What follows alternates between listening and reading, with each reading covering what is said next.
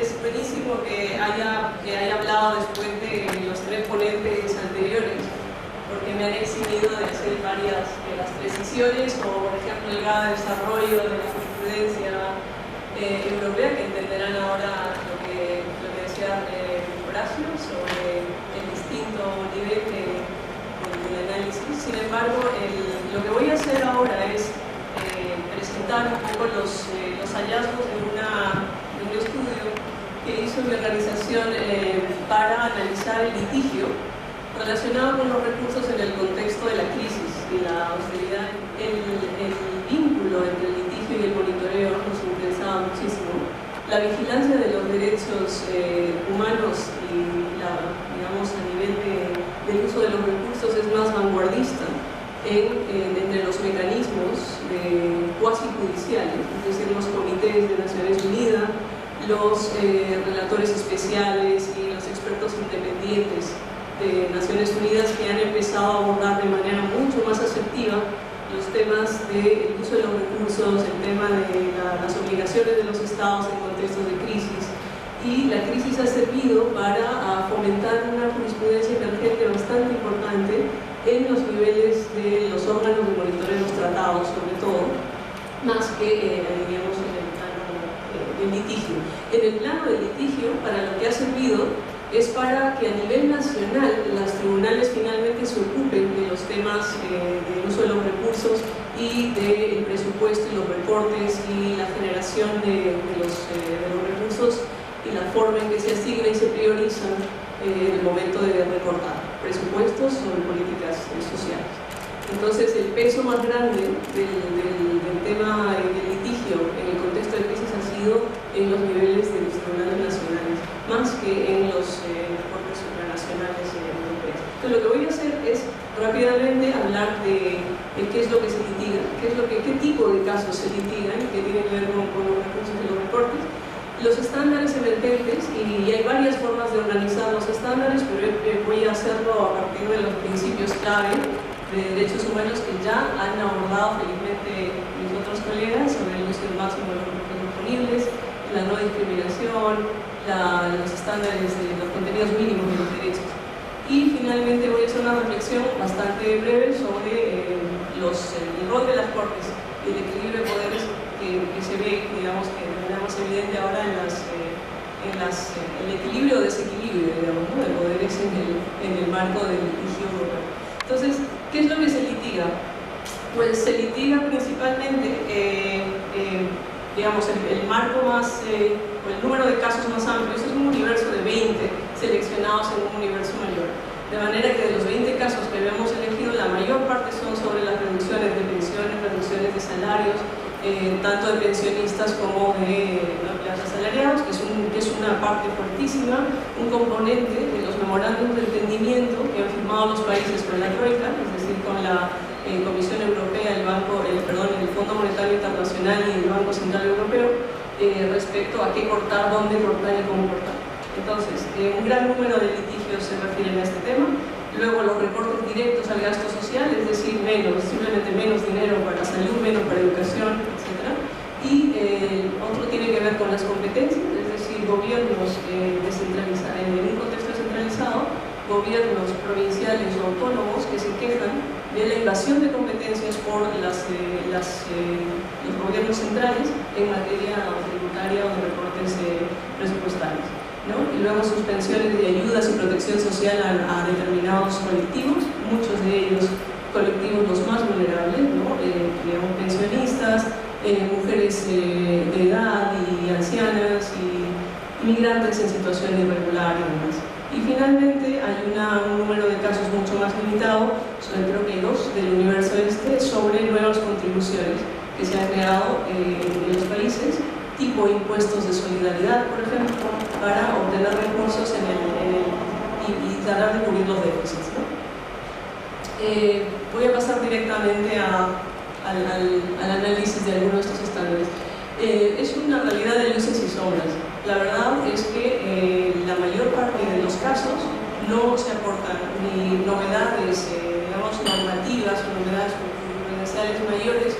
Sin embargo, lo que es interesante es ver la forma en que esos tribunales se están ocupando del tema de los recursos qué es la forma en que abordan los recortes, el margen de discreción y la proporcionalidad y los test de proporcionalidad que aplican en el análisis de estos temas.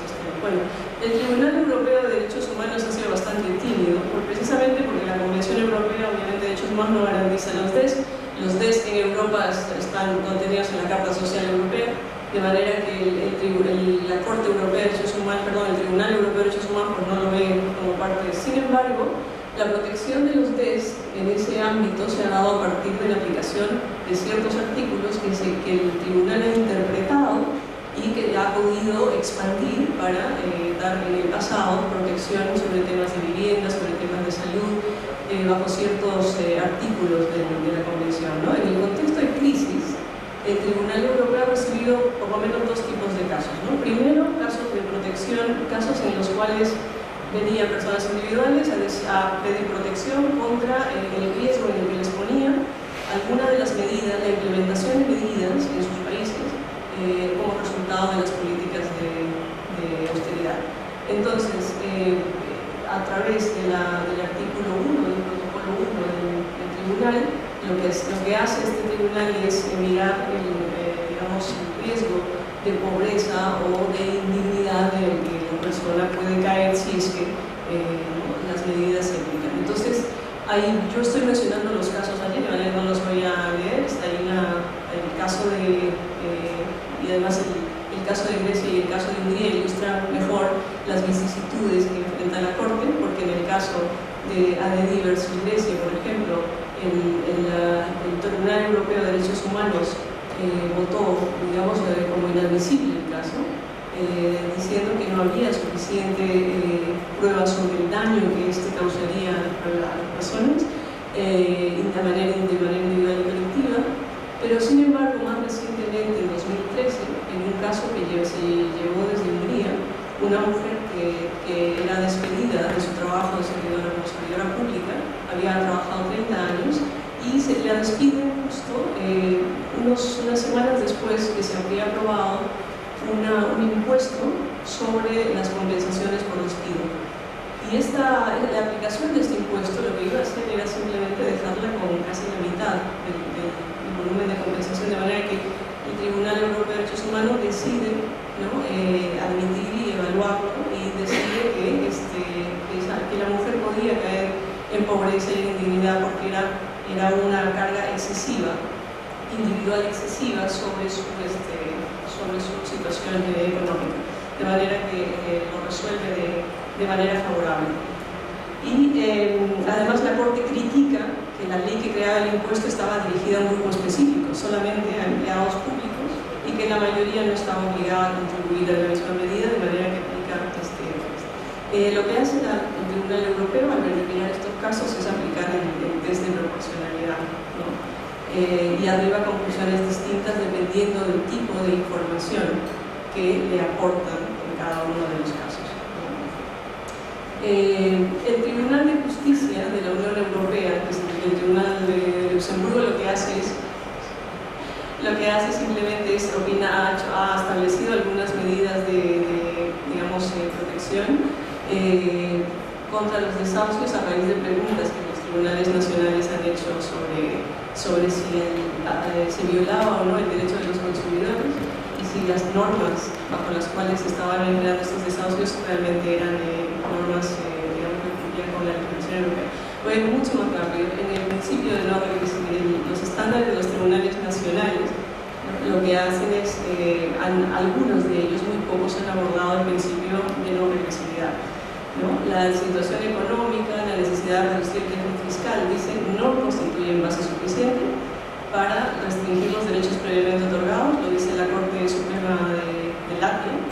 Dicen también que es una regla imperativa que el establecimiento de condiciones mínimas para proteger la relación laboral solo es susceptible de ser reemplazado por reglas más protectoras, ¿no?, en esa relación. Y eso lo dice el Tribunal Constitucional de Portugal. El uso del máximo de los recursos disponibles en realidad no lo abordan per se.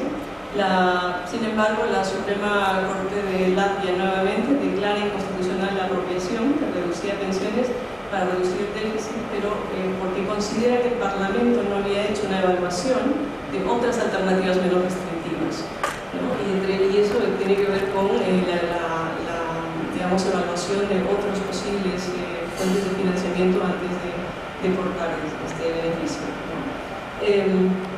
En cuanto a las obligaciones mínimas esenciales, bueno, los niveles mínimos de protección social, hay dos decisiones que hablan de este tema. Se establece una prohibición, digamos, de que el salario baje a un nivel menor al del sueldo mínimo vital en ese país.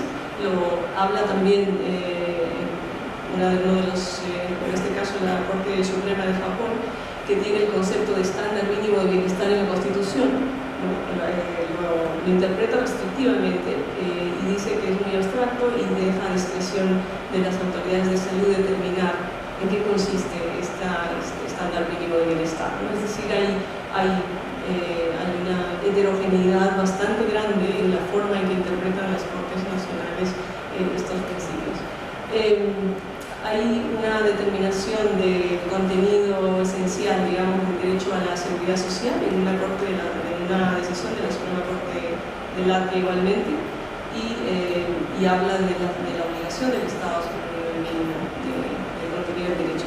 El principio de no discriminación es el que más han usado, no voy a detenerme en el análisis, pero es un principio que han utilizado mucho, sobre todo para ver el impacto discriminatorio de algunos de los recortes que estaban dirigidos a grupos específicos. Una reflexión sobre los estándares rápidamente es que, a diferencia de los derechos de los organismos, como decía antes, del sistema de Naciones Unidas, los tribunales no han evaluado directamente los efectos posibles de los recortes o la austeridad, o no se han involucrado tampoco en el análisis de si son justos o no los memorandos de entendimiento, y no han abordado la cuestión directamente de la responsabilidad de los órganos políticos, ¿no? Los tribunales supranacionales, ¿no? Pueden involucrarse más. Hay varios análisis que digamos, establecen todas las posibles avenidas y la forma en que pueden usar la legislación europea para involucrarse de manera más eficiente. Hay también una necesidad, dicen, de vincular la legislación europea de manera mucho más asertiva en el nivel de resolución de los casos a nivel nacional, ¿no? Finalmente, una reflexión sobre el rol de las Cortes y el equilibrio de los poderes. Esto en realidad no es parte del estudio, pero cuando uno analiza la forma en que se ha comportado la Corte, hay varias alusiones a estas viejas tensiones de las que hablaba Horacio antes, sobre lo que se ve como el rol posible o el rol legítimo de una Corte respecto a si debe o no intervenir en situaciones económicas, ¿no? Hay varias, todavía persiste esta cuestión. Sin embargo, algunos hablan del bloqueo de la participación democrática en las decisiones financieras en contextos de crisis, de manera que la Corte lo que ha asumido es el control de la calidad procesal. Lo que se ve en los casos con mucha más claridad es que las Cortes se atreven a decirle al Poder Legislativo o al Poder Ejecutivo que no han seguido algunas de las normas, ya sean normas implícitas o explícitas a nivel nacional, en la toma de decisiones, ¿no? Entonces, no es que supla la participación de los afectados, pero sí vigila la calidad del proceso, que es una cosa que se ha hecho de manera más efectiva, ¿no? Y luego hay una decisión, la de la República Checa, que evidencia que la relación esta todavía es bastante ambigua. Y digo ambigua sobre el rol, la forma en que los propios tribunales perciben su rol, ¿no? En esta decisión de la República Checa, lo que hace la Corte Constitucional es darle la razón a los demandantes, diciéndoles que efectivamente varias de las medidas de implementación del programa de recortes eran injustas. Sin embargo, dilata 8 meses la implementación de la decisión, dándole tiempo al Congreso a que el Congreso revise todo lo que puede revisar y seguir haciendo, digamos, vuelve a implementar la medida. Bueno, seguramente vamos a dar un tiempito de preguntas, así que lo dejo ahí. Muchas gracias.